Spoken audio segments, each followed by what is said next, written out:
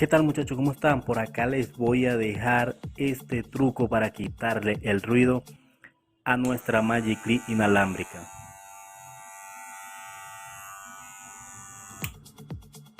Como pueden notar, ese es su sonido original cuando viene de fábrica. Lo que vamos a hacer es tratar de reducir ese sonido tan molesto.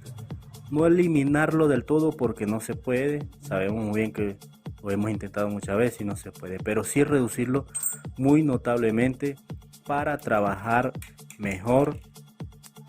Ok, como podemos notar, nuestra máquina viene de fábrica, no tiene ningún tipo de modificaciones.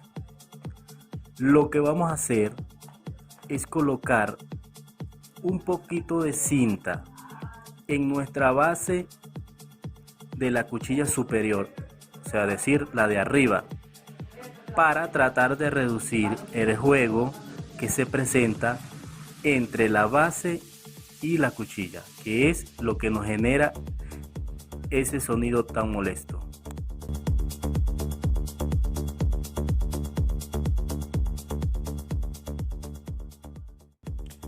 Ok, cortamos los bordes de nuestra cinta para que no sobresalga hacia los lados.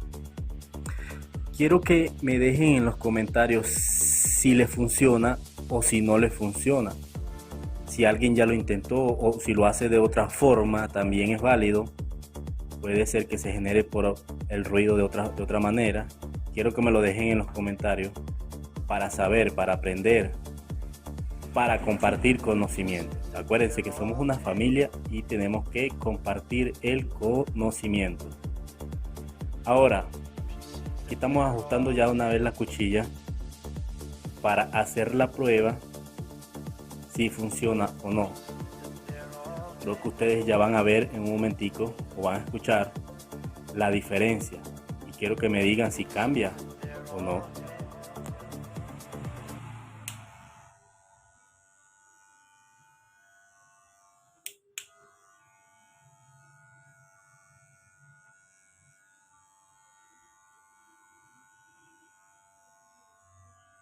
Ok, ya creo que escuchan la diferencia de sonido y sí, la verdad, sí funciona.